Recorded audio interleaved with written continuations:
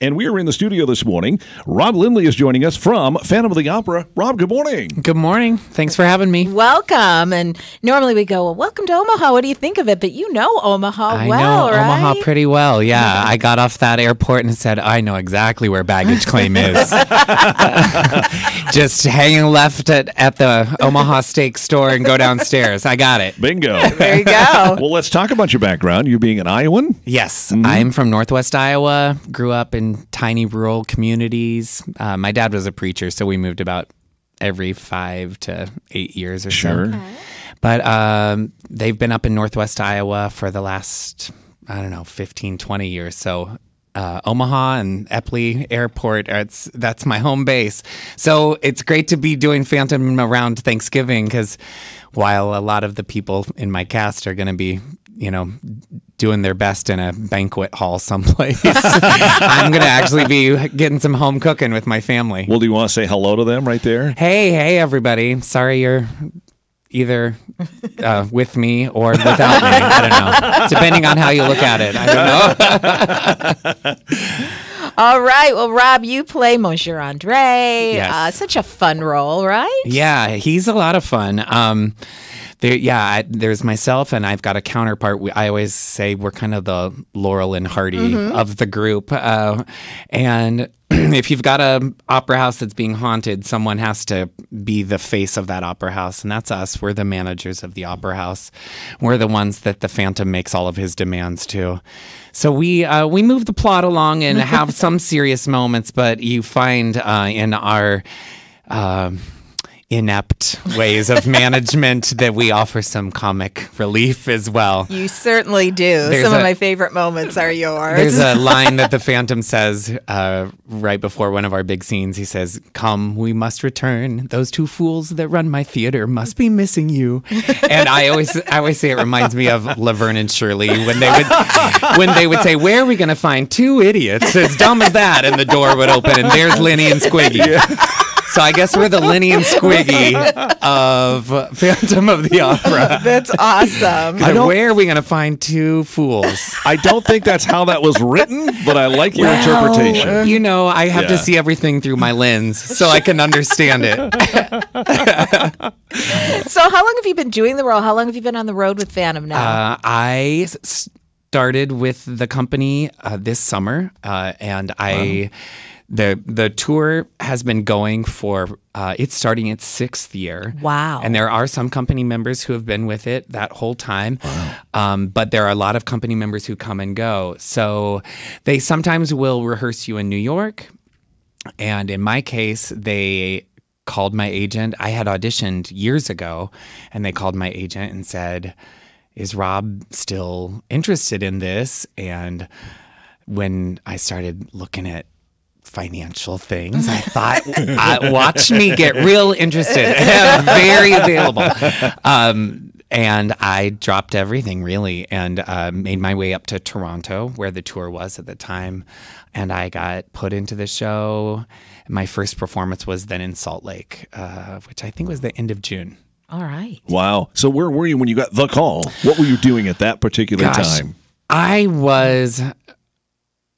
was definitely in Chicago, and it was one of those things, like if you want something, you got to kind of let it go. Because I had been flown to New York and had the audition process I think I did the math, was about 1.5 years before the offer. Wow. And they had even given it to someone else, and then that person moved on to another opportunity.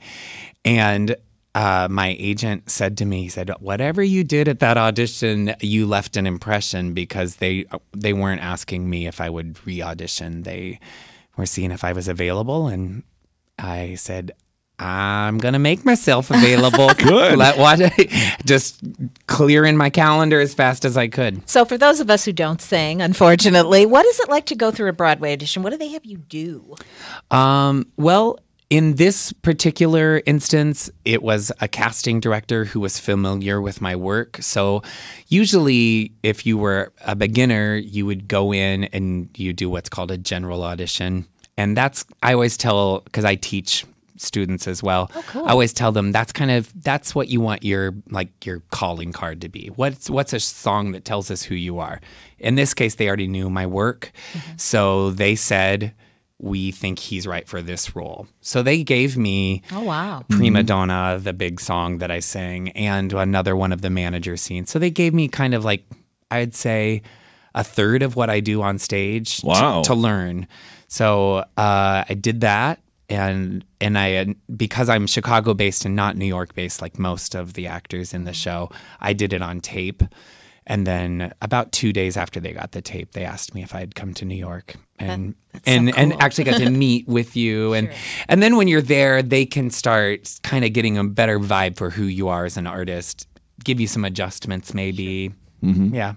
Very and cool. you feel like you're starting the process by then. One of our favorite questions to ask when anybody sits in that chair is, what is the one thing you remember from the tour you've been on since the summer that's gone wrong for you on stage? I've got two really good ones. My very first performance. My very first performance. There's a lot of spectacle to Phantom of the Opera, and this production in particular has a lot of pyrotechnics. And we were in a brand new venue that I think maybe the venue hadn't quite figured out which fire doors needed to be open or closed. So there's a moment with a tremendous amount of fireworks go off on stage, and at that point, I'm in the audience. And, it's set in 1800s, so I'm in like a velvet cap sleeve tuxedo. It's my first night. I'm kind of nervous. Sure. Fire goes, and then a fire marshal character comes out and blows a whistle, and everything's going as planned. And then as that's happening, on the loudspeaker, suddenly not in a British accent, I hear someone say, "Ladies and gentlemen, please make your way to the..." And I'm like, what's happening? Oh, no. And it was a real fire alarm went off because of the smoke. Oh, gosh. So I'm just kind of standing there as the audience is starting to be like, is this part of the show? Yeah, because you never know. And then a stage manager peeks her head out on stage and looks at me and is like, "Go. You gotta go."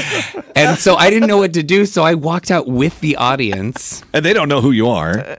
Except that I've been in the show. They know so they've seen so you, they're kind of like, oh, Andre's coming with us. All right. All the rest of the actors are going out the back, like actors do.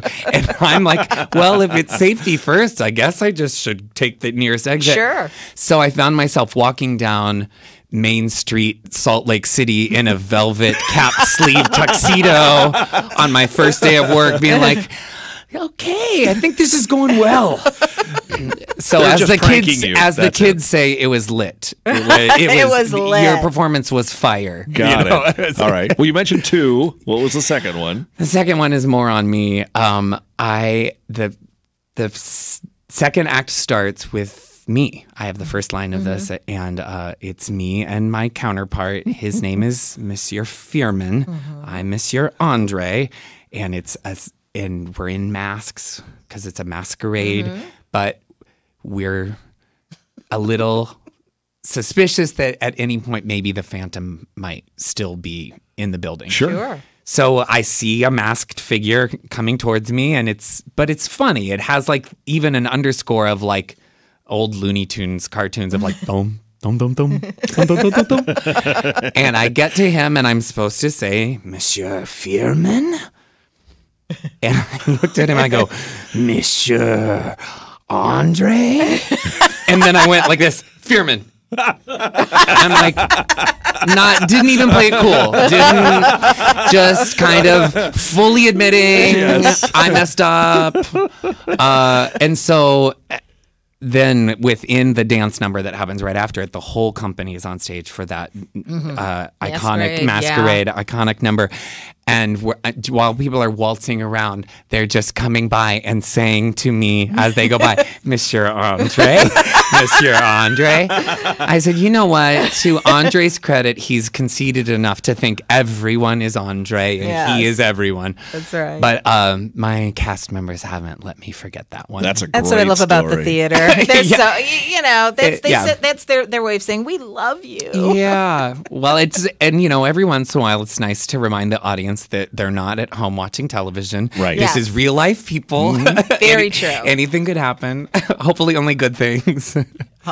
Okay, so tell us, I mean, obviously you're in a lot of great numbers, but what is your favorite part of the show? Would you say, just as if you're sitting in the audience viewing Phantom, what do you look forward to every night? There's so many good songs in it, and I guess one of my favorite parts, I love. There's a number towards the end of the second act where Christine, the main character, has really been kind of swirling around with conflicted ideas about which guy she likes and being used as kind of a plot point in some of this. And she makes her way to a beautiful graveyard and sings this beautiful song to her father's grave. It gets me every time. I love that scene too. It's So beautiful, and it's so lush. She's in this beautiful gown, and that's great. Am I revealing I'm a big romantic? No, I think that anyone who sees it is. I also love there's a rooftop scene with her and Raoul where it's snowing really gently. Yeah. It's so pretty. It's pretty, and I think for this time of year, it's going to make people. Get a little closer to that special someone they brought to the theater, because it's good stuff. Well, we're glad you didn't say the fire doors. No, That would be. I do like horrendous. watching the fire stuff, and I like talking to our pyro guys. We have guys who that's just their job, to blow things up. Yeah. And it works. And they do it and they make sure we're safe every night. Yeah. I'm so thankful for our crew. In like 30 seconds, what would you say to someone who's never seen the show? What would you tell them? This is why you need to come see it. I think it's one of the most iconic Broadway shows of all time. It is the longest running Broadway show.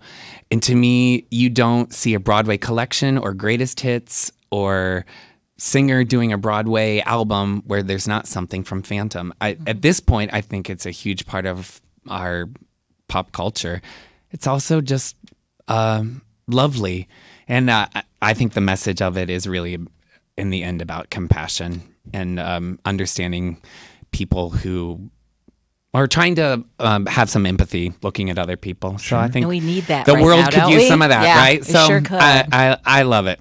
And visually stunning. Yeah. Oh, you're not going to get anything better or bigger than Phantom. Yeah. It's beautiful. And those who haven't seen it in a while, this is a whole new reimagined production. That's right. So we want to tell them that. Yeah, it's all the same songs, all the lines, all the characters you love, but they've taken some of the original staging and it's been reimagined, new director, brand new set design. That's the number one thing my friends comment on when they come. They say, how does that set work? It kind of just looks like this little jewel box that spins and opens up and compartments come out, and you will have some moments, even the most technically minded out there will be like, but how did you make that happen? And there's some real magic to it. Yeah. That's awesome. And secrets. Yes. Yeah, and we like that. All right, well, tickets still available if we want. It's a great run here at the Orpheum, so get on out and see the Phantom while it's here. Yeah, it's here through December 1st, correct? It's December 2nd, Tooth? so it's even longer. Did you say December yeah. tooth? December tooth. Yeah, ticketomaha.com. Get your tickets. A great little early Christmas present for someone as well. Great to see with the entire family. Don't miss it. Thank you so much, Rob. Thank you both for having me. Well, sure, and have a happy Thanksgiving while you're here in town. Thank you. I'll try to still fit into my costumes on Friday. How many costume changes do you have? I'm one of the lucky ones. I don't change pants. Okay. All the other guys in the cast are jealous of me. I have a lot of fabulous jackets. Okay. But I get to keep the same pants on the whole time. There's a T-shirt in there somewhere. Right. Yeah, there is. There's pre-Thanksgiving pants and post-Thanksgiving That's right. pants. Yeah. Well, fantastic. Once again, thanks for coming in this Thank morning. you.